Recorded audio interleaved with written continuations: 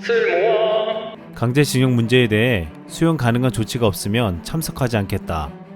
일본 스가 총리가 이런 조건을 내세워 올해 말 서울에서 열릴 한중일 정상회담에 참석하지 않겠다고 말했습니다. 그동안 일본은 우리 대법원 강제징용 판결 이후 같은 요구를 지속적으로 해왔지만 한국은 법원 판결에 개입할 수 없다는 입장을 지켜왔습니다. 우리 정부는 대법원의 판결이 존중되어야 하고 피해자들의 권리가 실천되어야 하며 그런 가운데서도 한일 관계를 고려하는 것이 기본 방향이라고 말해왔습니다. 일본은 최근 독일 베를린에서 지된 소녀상 철거를 요청하고 일본에서 개최되는 국제무기 전시회에 우기기를 버젓이 내걸었습니다. 일본은 지금 이같이 과거 역사들을 강제로 지우며 심지어 마음대로 조작하려고 하고 있습니다. 우리 시민단체는 독일 소녀상 철거를 막는데 엄청난 위력을 발휘하고 있고 더 나아가 강제징용 판결을 인정하지 않는 일본에게 강력한 한방을 준비하고 있습니다. 지금부터 그것이 무엇인지 살펴보겠습니다. 지난 14일 81년 만에 금단의 땅이라 불렸던 인천 캠프마켓의 문이 드디어 열렸습니다. 이곳은 지난해 12월 한미 합의에 따라 인천시가 주한 미군으로부터 반환받은 땅의 일부였습니다. 인천시는 이곳을 14일부터 시민들이 자유롭게 드나들 수 있도록 개방했습니다.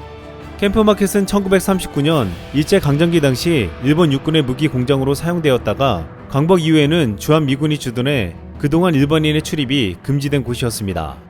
일제강점기에 이곳은 부평 조병창이라고 불렸는데 한강 이남에서 가장 큰 군수물자 공장이었습니다.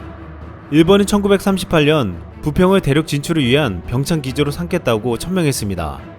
이곳은 인천항과 인접해 있고 경인선을 이용해 곧바로 물자를 운송할 수 있는 최적의 장소였기 때문이었습니다. 일제는 이곳에서 강제 동원한 조선인의 노동력을 착취해 전국 각지에서 수탈한 금속품으로 무기를 만들었습니다. 학계에서는 이 같은 캠프마켓에 대해 일제강점기 강제 동원부터 주한미군 주둔까지 한반도의 아픈 역사를 상징적으로 보여주는 공간으로 평가하고 있습니다. 조병창에 강제 동원된 조선인 노동자는 만여 명에 달했던 것으로 추정되고 있습니다. 이곳에서 조선인들은 배고픔과 열악한 처우에 시달리면서 노동력을 착취당했습니다.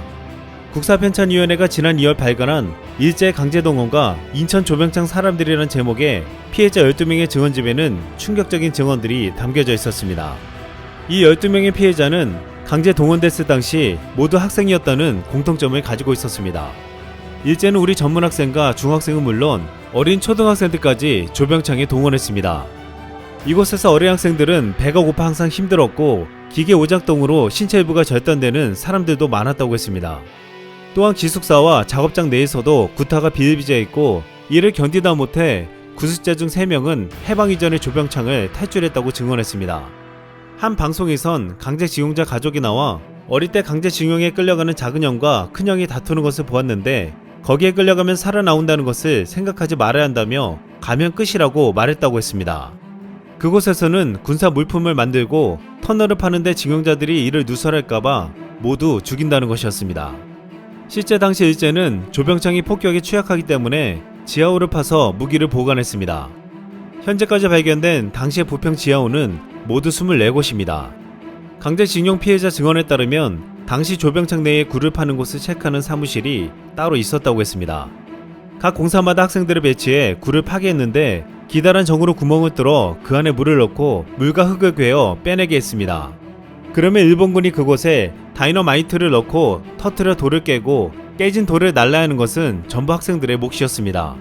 전문가들은 이 같은 조병창뿐만 아니라 일제강점기의 조선인들은 국내 8,500여 개에 달하는 강제 동원 작업장에 동원되었다고 했습니다.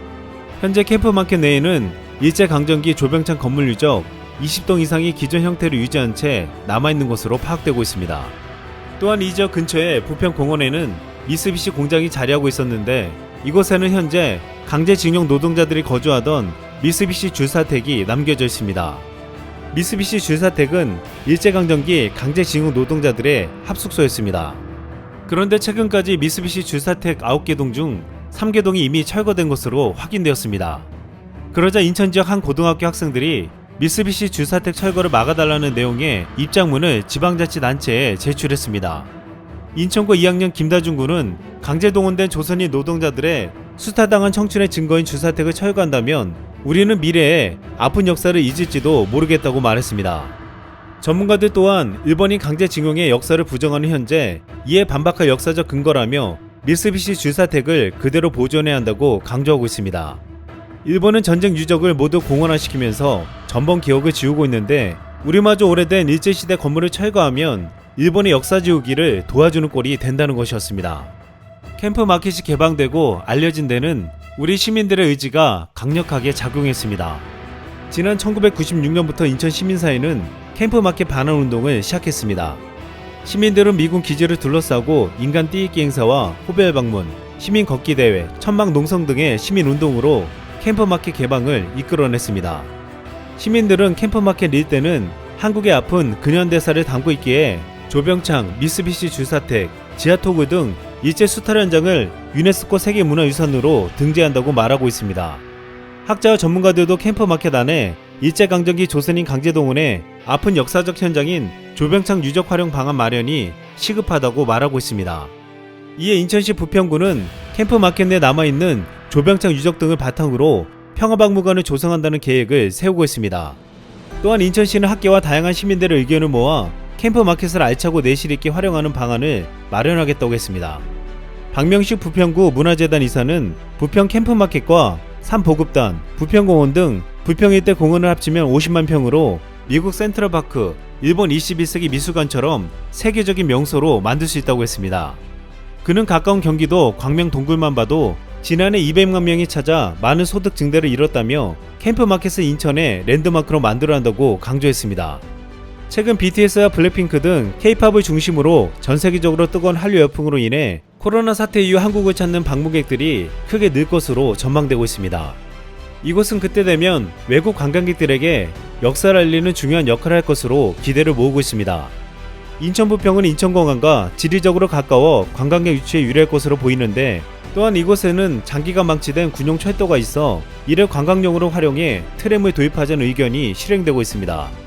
인천시는 지난 9월 2030년까지 부평역에서 캠프마켓, 인천역, 연안부두를 운영하는 부평 연안부두선을 비롯해 송도트램, 주안 송도선 등 8개 철도 노선을 구축하겠다고 발표했습니다.